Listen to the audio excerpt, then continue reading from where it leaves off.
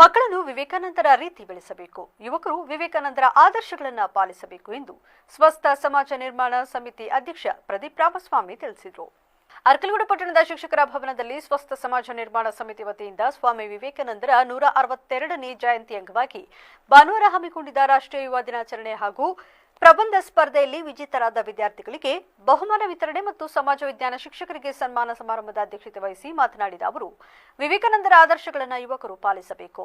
ಭಾರತದ ಮೇಲೆ ಅನೇಕರು ದಂಡೆತ್ತಿ ದಾಳಿ ಮಾಡಿದರೂ ಸಂಸ್ಕೃತಿ ಅಳಿಸಲಾಗಲಿಲ್ಲ. ರಾಮಕೃಷ್ಣ ಪರಮಹಂಸರು ವಿವೇಕಾನಂದರ ಮೂಲಕ ಆಧ್ಯಾತ್ಮಿಕತೆಯನ್ನು ವಿಶ್ವಕ್ಕೆ ಸಾರಿದರು ಎಂದರು.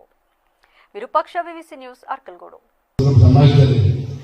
ಅದರಲ್ಲಿ ಸಮಾಜ ವಿಜ್ಞಾನ ಶಿಕ್ಷಕರನ್ನು ಇವತ್ತು ಸನ್ಮಾನಿಸಿದರು.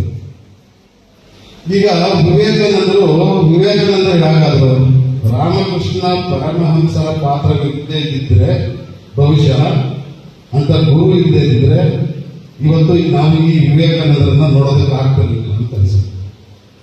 ಯಾಕೆಂದ್ರೆ ರಾಮಕೃಷ್ಣ ಎರಡು ಅವತಾರ ಅದೇ ಪರಮಹಂಸರು.